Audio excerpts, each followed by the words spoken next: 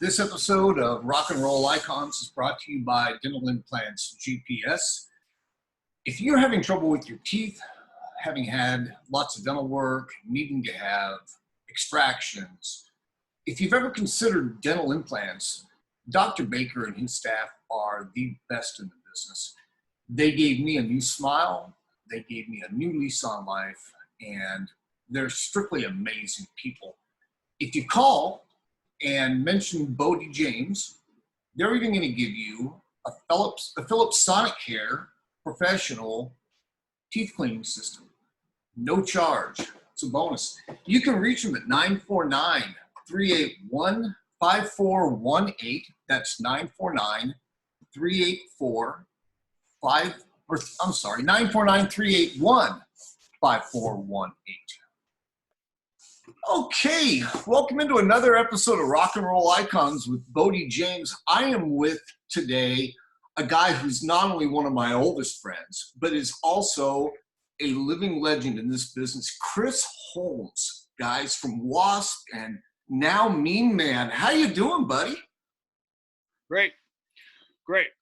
Cool. Great. I'm still going. Yeah.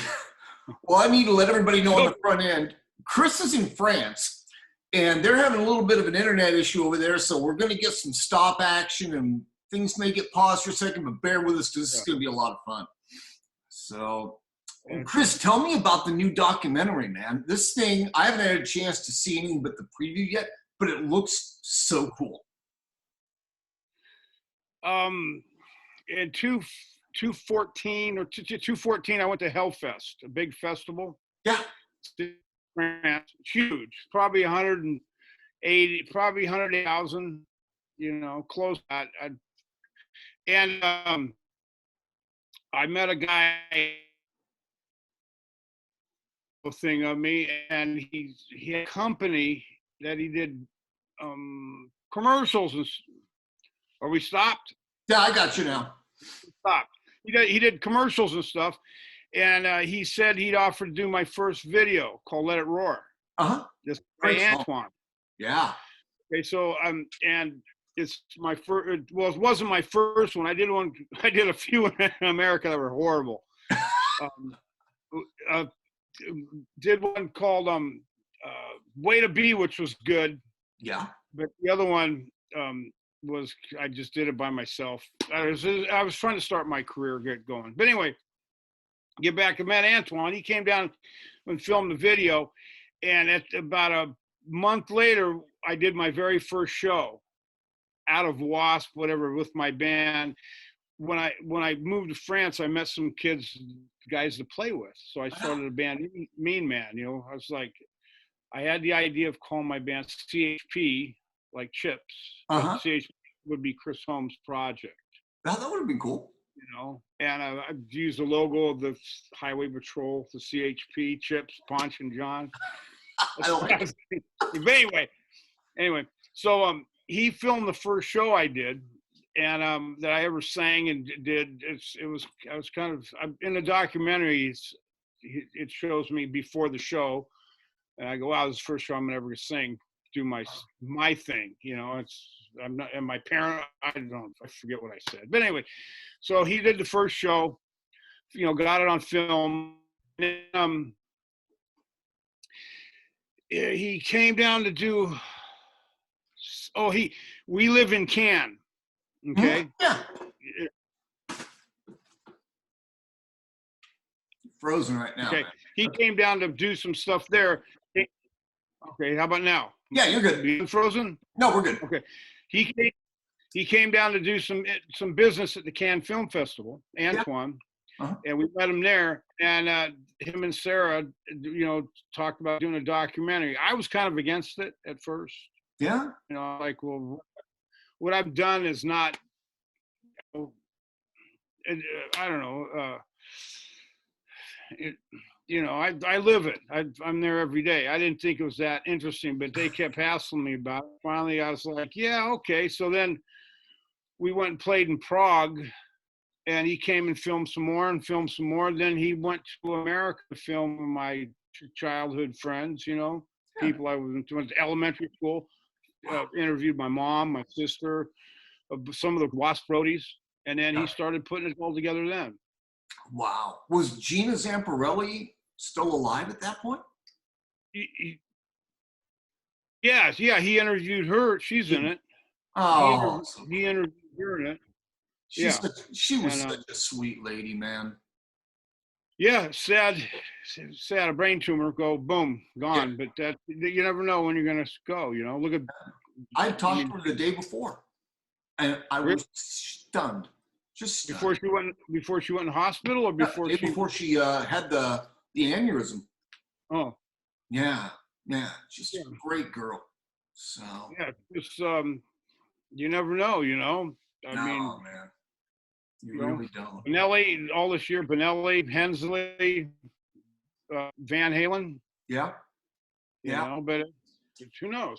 Yeah. Well, speaking of Eddie, you and Eddie were in the same circles in the early days, man. What's your earliest memory of him? Of meeting him, or just having a good time? Just having a good time, hanging out. When I was in high school, right? Yeah. I was in high school, and they used to play this KNAC night at the Starwood. Okay. In LA. We're frozen. I was 16. Yeah. 17, 16. Okay. Unfrozen now? Yeah, you're good. He took me, a real fond memories of, I never really, at that point, been to a sound check, into a club. Sure. Into a rock club. I've been to a few rock concerts. Uh-huh. But he took me down. We went in his van. I went with him. I think Al maybe got down there with Mike. Yeah. Helped him do the sound check and everything. And it was an eye opener to me, It's yeah. And then Dave lived closer to my mom than Ed did, right down in Arroyo. So Dave gave me a ride home in his Rambler station wagon. And he's a cool guy. Yeah. He's without Dave, they wouldn't be where they're at today. No, I think you're probably right. He was the right guy at the right time. Yeah, and Ed, he had a heart of gold. He was always cool. There was people he didn't like, which there's a lot of my friends in Pasadena he didn't like. I know that. And they were assholes. The friends that he didn't like, I just know him. Makes sense. Yeah, and he's it was one cool thing was seeing him go from backyard parties to one of the biggest, or probably one of the biggest or best guitar players besides Jimi Hendrix. One of them. Yeah. There's you're probably four or three you could name, but to go from backyard parties to there, it was bitching watching that the whole thing go, Yeah. I mean, a lot of people like say, "Wow, Chris, your career, blah blah blah." My career, what I've done it's on a scale from 1 to 10. It's 1 compared to what he did. It is. Yeah. Well, it is. Yeah, Eddie's definitely a 10, but I think you're being modest on the 1, brother. It's 1. I mean, just selling records, doing rock magazines, interviews. We were both married to famous people. He was, I was, but he just, I'm sure he didn't have a chokehold on him, keeping him down. You know what I mean? Yeah, he had a very supportive family. Yeah, I had a chokehold on me and W.A.S.P, keeping me down all the time. Doing any kind of interviews. You never saw me in a rock magazine, did? I mean, a guitar magazine? No. No. Did you ever hear Hearing Aid? Yeah. I was really, really close to Jimmy Bain. Okay. 5 years before he passed. Yeah. And we were sitting there once at his house getting high, messing around. I don't know, doing just bullshit. And he goes, Chris, he goes, we personally asked you to come down and play guitar on hearing aid. Oh my gosh. I mean, he wrote the song with Dio, Right. "We're Stars." Uh-huh. Yeah. And he said they called the management and asked if I could play guitar, and the management, well, it obviously went through. We're locked up again, right? Yeah. Yeah. Okay, we're good now. We're locked up. We okay? Yeah, we're good. So, yeah, it'll do that. It comes right back on. Yeah. He told me they called the management, wanted me to play, and said I couldn't. I didn't have the time. Yeah. That's crazy. Which is, if you think about it, it's really shitty. Yeah.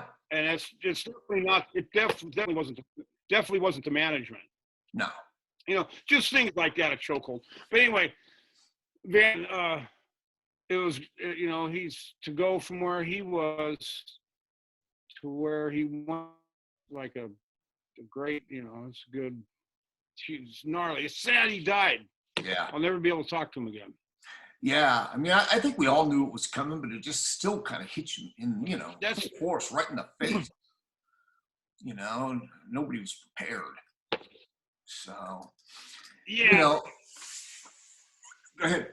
Well, it's you think when people have they can fix it, Yeah. and with chemo stuff and get rid of it, and you always hear, yeah, man, I'm doing great, and boom, the person's dead the next day or whatever. Yeah. But anyway, it's doing this documentary thing. A good friend of mine that I trust what he says called me the other day and goes, Chris, I just watched it. He's in it too, but he called me and goes, Chris, I just watched the documentary.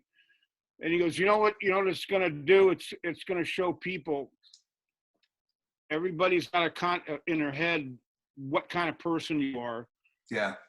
From the decline and all the stuff that's been said about you and whatever. He goes, but this is going to clear. He goes, it clears all the air for everybody to actually know what kind of a person you are, because it shows the real you. I go, well, that's kind of a trip. He goes, yeah, it'll change what people think of you. I go, well, you know what? From the little bit that I've seen, I think he's right. I mean, I know you so well. You have got a heart of gold, man, and you're one of the most gentle people. And I hope I'm not wrecking your rep by saying that, but you're just one of the nicest human beings I've ever had in my life, man. Well, you got to treat people how you want to be treated. Yeah. Yeah, you always have done that. Yeah. Yeah. If you want to be treated like an asshole, treat people like an asshole. Exactly. Well, I was that kind of brings me to another. I still got my hair, and I can walk with my 2 feet, whatever. I just can't wait to get out and play again. Oh, I still have this mental picture in my head from the last time I actually got to see you play, and it was at the Knitting Factory with the Big Ball Stars. Oh, really? Do you remember who sang that night? Robin. Yeah. Robin McCulley. Yeah. Yeah. Was it with Billy Idol night or a different night? No, it wasn't the Billy Idol night. Billy played Club Vodka, didn't he? He played the Knitting Factory. Oh, okay. Yeah, Club Vodka was a factory. Oh, okay. Yeah, that's right. Yeah. It was, wasn't it? Now that I'm thinking about it. Yeah. It was at the Knitting Factory, then switched over to the Key Club. But there was one night where Filthy, I was working on a record with Filthy Animal Taylor, right? Mm-hmm. And I wrote this song, They All Line Cheat, and I sang on it. And we were doing this, we weren't for sure how we were if it was going to be solo album, if it was going to be instrumental or not. But I sang on it, and it was kind of cool, and I liked it, how it was. And I learned this certain tricks on guitar that I was playing in the song. Okay, a certain thing called a major and minor. I was learning to play these major riffs that I've never played in my life in the song. That's why I wrote the song. But anyway, the band leader of the Big Ball All Stars was named Brent Woods. Right. That's the guitar player. Okay, so I had met Brent about on a Monday somewhere in Hollywood. I had to talk to him about something. I don't know what it was. Oh, is I was doing a documentary for Randy Rhoads. Oh, okay. Okay. And I don't know if it's ever been out yet, but they did a pool scene where I was in a pool talking about Randy Rhoads. But anyway, I gave Brett the CD of They All Lie and Cheat that I sang on it. Yeah. Great. Okay. Great stuff. And I wanted him to put it in his car and listen to it. And he didn't have enough time. He goes, I want to watch him see his reaction. And I go, okay. So he leaves. I'm driving back home. And within 20 minutes, my phone rings. I go, hello. And he goes, Brent, it's Brent. I go, what's up? And he goes, who wrote this song? I go, I did, Brent. He goes, this is your song? I go, yeah. And he goes, we're going to play this Saturday night. Next Saturday night.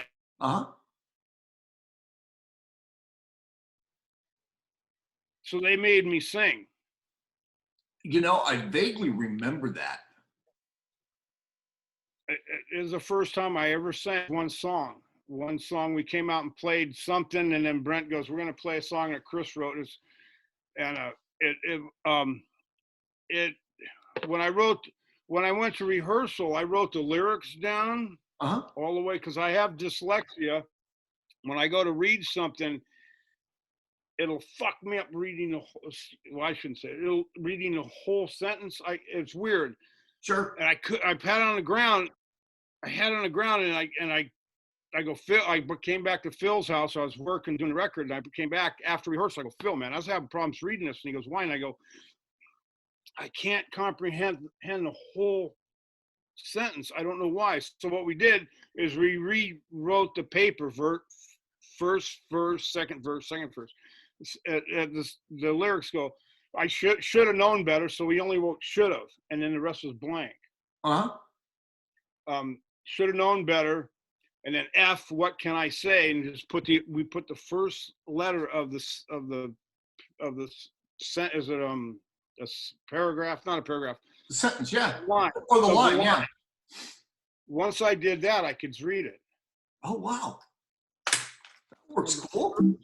The first letter, not letter, but the first word, and the rest was blank. And that's the only way I could do it. Read it. Once that was like that, I could do it perfect.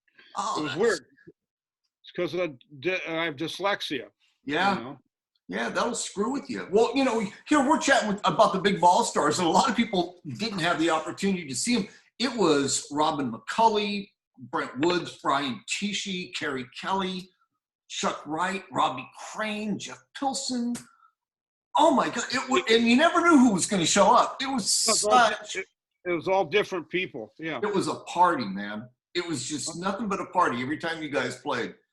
And one night after the show, Robin and I were talking, and I said, Chris is absolutely crazy out there. He says, man, I have to watch him every second to make sure he doesn't put out my eye.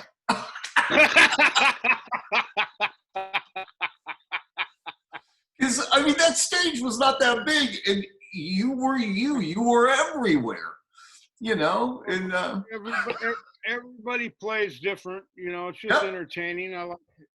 When I was a little kid, I used to do that, playing air guitar from the mirror, you know. I used to like to jump around, and, you know, that's just the way I used to like to entertain. Yeah. It's sad nowadays I'm in my 60s, and when I usually I had some French guys, but we locked up. We back? Yeah, we're back now. Okay. I have another guitar player, and they usually sing the W.A.S.P songs. So during Mean Man, I play half W.A.S.P and I play half my songs. Right. So the other guitar player usually sings, or the bass, if it was a bass player, but it's a guitar player, they play the W.A.S.P songs, and you know, then I sing my songs, and since when I sing, I can't entertain and jump around. Right. You know, And being the age I am now, if I jump around during the W.A.S.P songs, I'm totally out of breath if I go to do my song. So I got to I can't entertain like I used to now, Yeah, being older. It's just the way it is, absolutely. Now, being in France, Yeah. the opportunities aren't there, I wouldn't think, to do projects like that as a side gig. Do you miss that?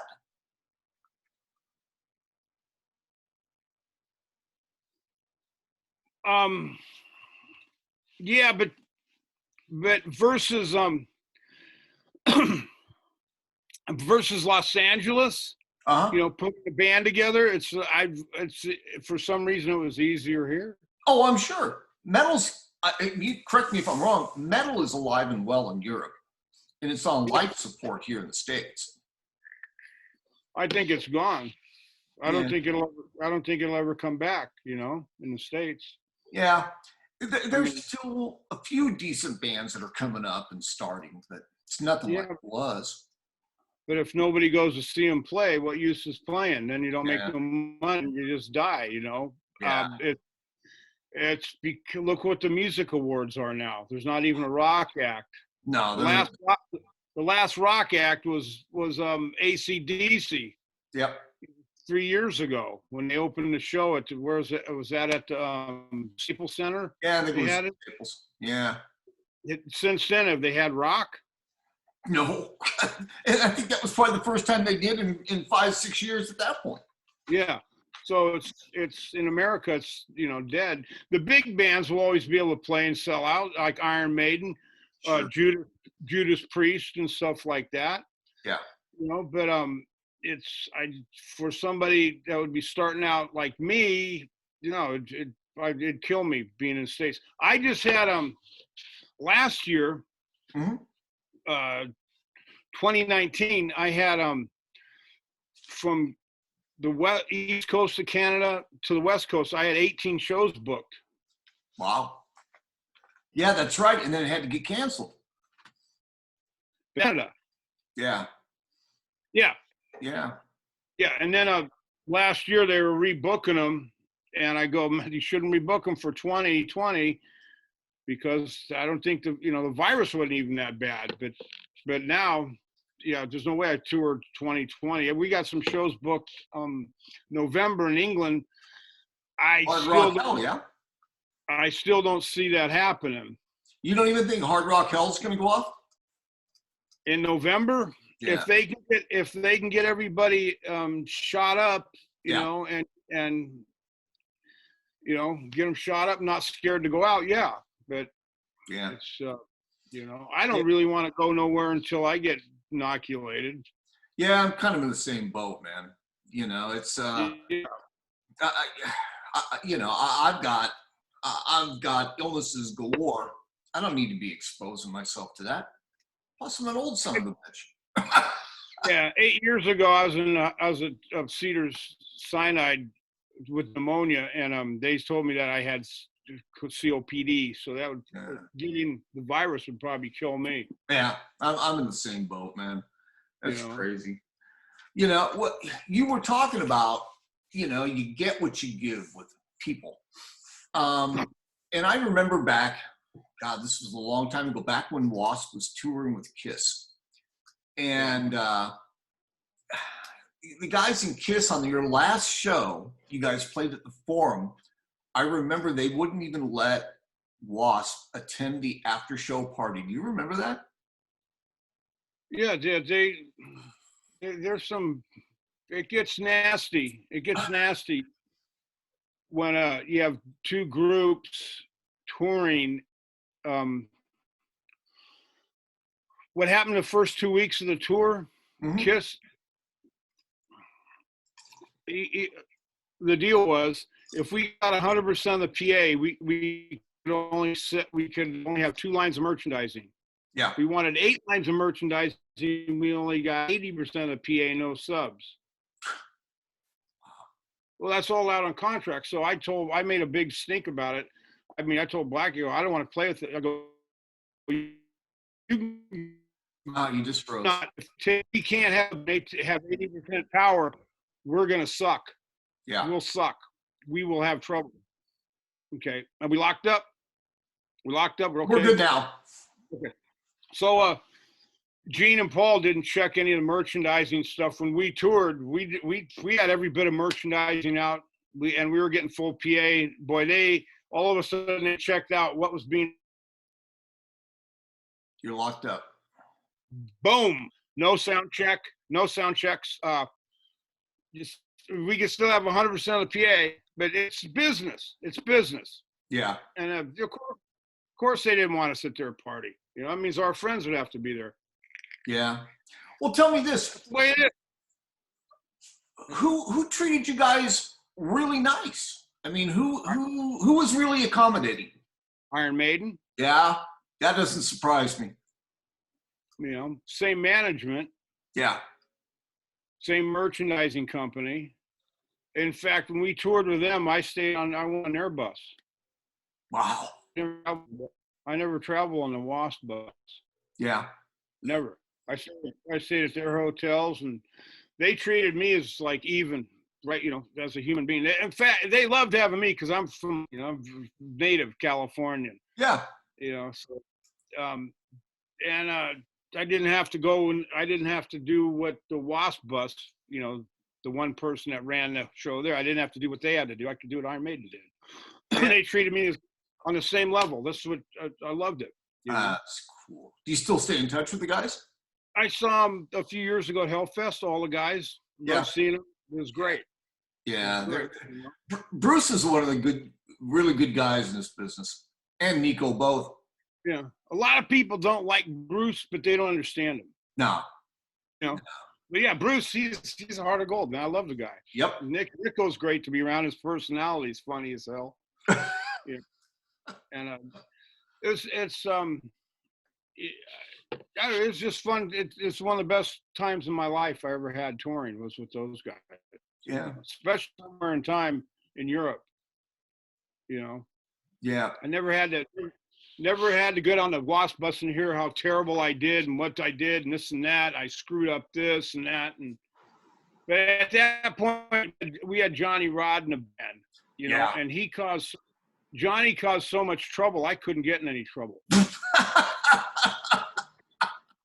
What I was always getting in trouble for was nothing compared to what Johnny was doing. You know? He's like a little brother that takes off the heat, right? Oh man, he always outdid me and getting in trouble like you wouldn't believe. I was like, you know, you didn't even notice I was around. I don't love it. Well, you know, I don't want to get into the whole, you know, thing with Blackie, but I did want to ask you a question because you said a while back that, you know, because people are always wanting you guys to get back together, want W.A.S.P to come back. People romanticize it. What? It's been 19 years. But you mentioned that if you got your publishing, that you'd consider it. Would you really want to get back involved in that all over again, even if you got the publishing? If I got my publishing? Yeah, even if you got it, would you want to actually revisit that? Because I know you're not going to trust the situation, and you shouldn't. Well, if I got my publishing, yeah, I would do it for the fans. Yeah. I would do it for the fans, but Blackie wouldn't do it. There's no way no possible way. Yeah. I think that people associate you with W.A.S.P even more than Blackie, to be honest with you. Yeah, there's most of the stuff that went on, you know, like the stories and stuff was always about me, whatever. The decline didn't help, you know what I mean? Yeah. Yeah, that's true. You know, I was a big factor in the W.A.S.P sound. Yeah, absolutely. When we first toured, I ran how the sound went with the sound guy. Blackie did. He had nothing to do with that. I ran the band as a sound. I used to work at Sorwin Vega Speaker Company years ago. Yeah. So I understand how speakers are mic'd. I understand how they're mic'd, how the sound gets from the mic through the PA, and how to get a good sound, you know. So if, like, you know, Randy he didn't know crap about the sound. Blackie was on bass, and he never really played the bass, but most of the live sound came from me, you know. Yeah. And Well, that's why today I played a place in Ireland a few years ago, and after the show we shoved all the stuff in the van, and the guys in the band wanted to go to the bar and drink, you know. yeah. Or socialize or whatever, and the bar was open after we played. We were done by 12, and they stayed open till 2. So yeah, man, you know, I don't drink, but I'll have Cokes, and they can get drunk. It doesn't bother me. So, and this guy in Ireland came up to me and he goes, dude, he goes, I just realized where the whole W.A.S.P sound comes from. I go, what do you mean? He goes, it comes from, and he pointed to my fingers. I go, yeah. I go, that's, yeah. I go, without Tony Iommi, would Black Sabbath sound like Sabbath? That's right. Would The Who sound like The Who without Peter Townsend? Not a chance. No. Led Zeppelin sound like Led Zeppelin would Jimi Hendrix sound like Jimi Hendrix? No. Well, without Jimi Hendrix, yeah, they'd sound different. Yeah, but he's saying, but you know, the Led Zeppelin, anybody. I mean, UFO do. There you are. You know. Yeah. So, and Black doesn't, you know, he thought, wow, you know, Chris out, I'll just be able to do this the same sound. And no, it doesn't work that way. Nah. It doesn't work that way, even in the songwriting and stuff, you know. So I've never been happier to not have to put up with somebody more in my life. You know, the whole career in W.A.S.P, I never heard once, not once, Chris, you did an okay job. Yeah. You did a good. It was always, you did terrible. One time we played in Lemore's, Brooklyn, back in probably 85. And Randy did his little part with some pipes, smoke, you know, go out by himself, right? Riley did a little bit of a drum solo. Black could go out and drink blood. And so I'm supposed to go out and do my little solo thing. And I went out and played this thing on my guitar that was fucking killer, man. And I got off stage, and Blackie told me, he goes, that's the worst guitar solo I've ever heard in my life. And it kind of, oh my God. Yeah. And I wish I'd had a tape of it somewhere to listen to make sure it was good. Yeah. When I was playing it, I was like, yeah, this is killer, you know, whatever I was doing. And he came back and told me that sucked. I don't want you ever doing that again. Wow. Now, were you playing Jackson's back then? Yeah. When we did the movie Rage War, Dungeon Masters back in 83, before that, I wanted to get Jackson's. Blackie goes, well, I'll get you a deal. So we went out to the shop in San Dimas, and Grover Jackson told us to he didn't tell us to get fucked. He just said, no. Why should I? What do you know? Then the movie came up, and I called him up, and I said, listen, Grover, if I use one of your guitars in the movie, can I get one? And he goes, well, now you're selling my product. Come back down and talk to me. But no, I picked up a guitar. He came down to watch us film the movie. And then I went out to his shop. And ever since then, he gave me whatever froze a year if I wanted. And I never did. I just ordered what I needed. They always gave me exactly what I needed. And I told them before, I go, if you endorse me with a few guitars, I'll never play any other company. Yeah. Well, you're a loyal dude, man. You always have it. Yeah, we're good now. I still play the same guitars today. Yeah. They're good guitars, man. Highly underrated.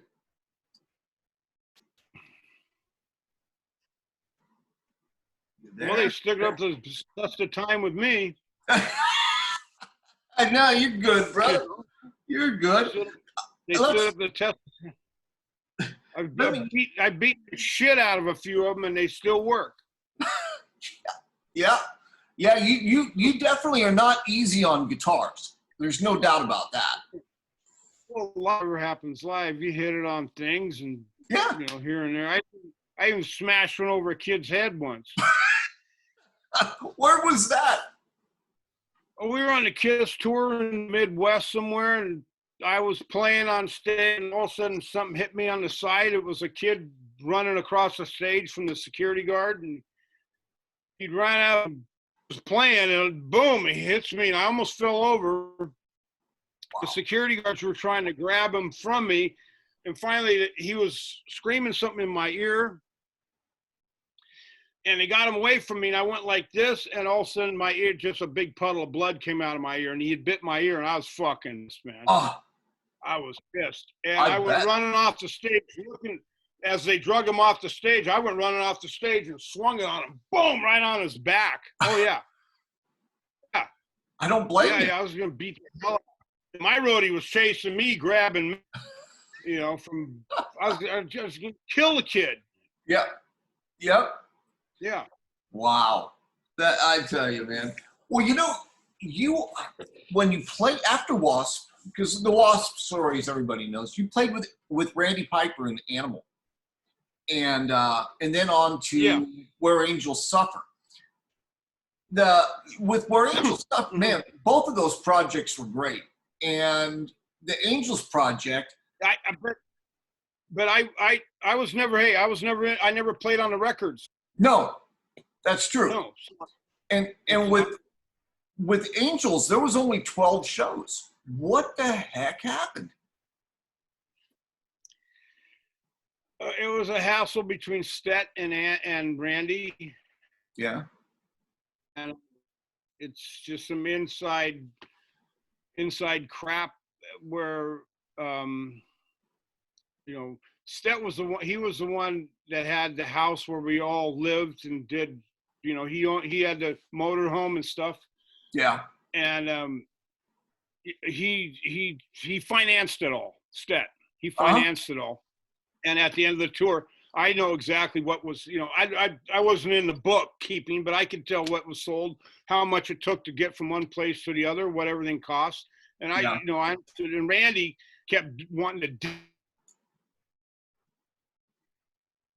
None. There is none. In fact, Randy, I went into debt doing this, and Randy said, you know, got in a big hassle, and Stet goes, out of here, threw him out. Wow. You know, and we had somebody else come in and try to keep that going, and it got another hassle. You know, but it was that singer Rich Lewis, a great singer, man. No kidding, man. Great. He's got an outrageous voice. We toured Europe. It was pretty fun, you know. Yeah. It's just what happened. Randy got thrown out. We got this guy named Ira Black, and he played, and Stet and him got in a hassle, and Ira left and tried to get me to leave the band, play with Ira. And I met with Ira. I said, Ira, I'm not a mercenary. I mean, I'm a member of this band, blah, blah, blah. And he goes, he showed me something that Stet said. Stet said that I'm with Filthy, blah, blah, blah. That thing sucks. And I totally understand that. That doesn't hurt my feelings. I told Ira, he goes, look what Stet said about your solo project. And I go, Ira, so what? I go, let me tell you something about Stet's solo project, you know? I feel the same way about his. So it doesn't bother me. Yeah. I love it. It doesn't bother me. You know, and so Ira was gone, and what happened was Rich's son died, cancer. His son was my roadie in Animal prior to that. Right. You know, 4 years later. And his son, out of everybody I've ever met in my life, his son was probably one of the most respectful kids I've ever really met. You know, I mean, he didn't kiss my ass, well, because I'm Chris Holmes. Yeah. Just as Rich brought him up as a fucking really, really respectable, nice kid. And I saw him in Where Angels Suffer, and his cancer remission, and next thing is I know he's dead. I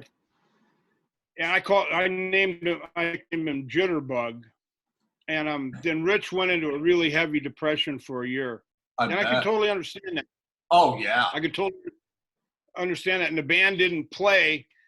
And that's when I met my wife, Sarah, and I go, well, Angel Suffer, this and that. And she's like, that's when we decided to. The guy I was doing my album with, Filthy, he fell by the wayside. He got sick, and then that's when we kind of decided to do CHP. Yeah.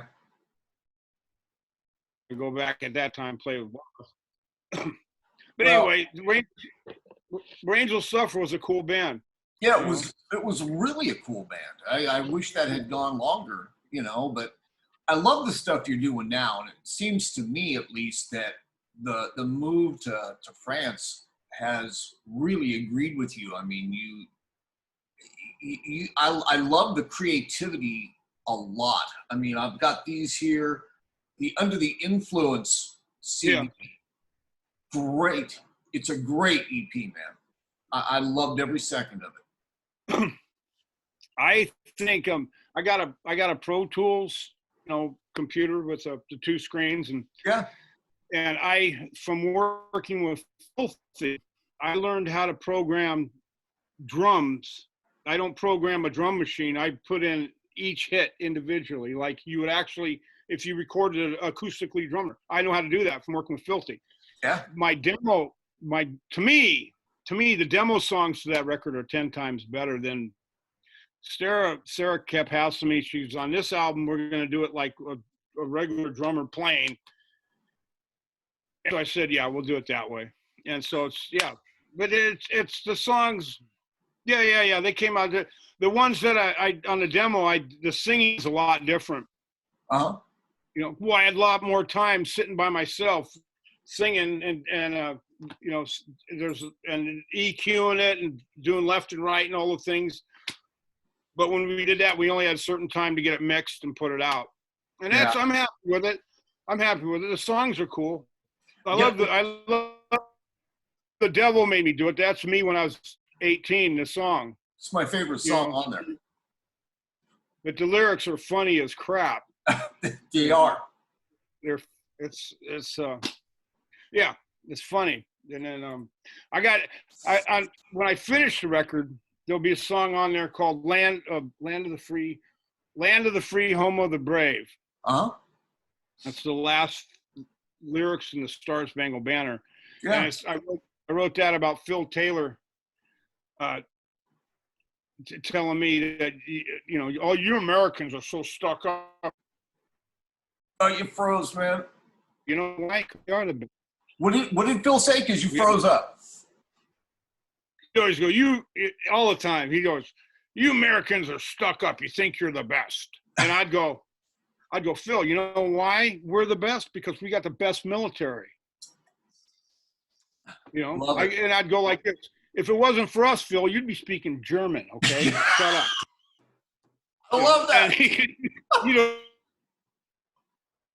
oh, you stuck. I wrote a song about that. Yeah. I wrote a song about that. But it'll be on the record will be called Unbearable Influence. Unbearable Influence. And it's due out, May, June? I gotta finish the drums, the drummer playing. Yeah. And he's in England right now. And so since the lockdown, he can't come to France or get to England. Yeah. Yeah. So I'll have to wait till the lockdown's done. I mean, I got it done. I got it where they're program, but Sarah wants me to have somebody playing the drums acoustically live, record. Sure. So I got to wait until, yeah. Well, but what else? Right. Yeah. What else do you have in the pipeline beside the record? Any other ideas? I know that Sarah was mentioning, I mentioned to her rather that I think you need to write an autobiography, man. Your story is one of those compelling things. Well, I started writing one about 6 years ago, and I started off when I was 8 years old. Or 7 when I first heard music. Uh-huh. My mom used to listen to Steppenwolf, growing up, Stones.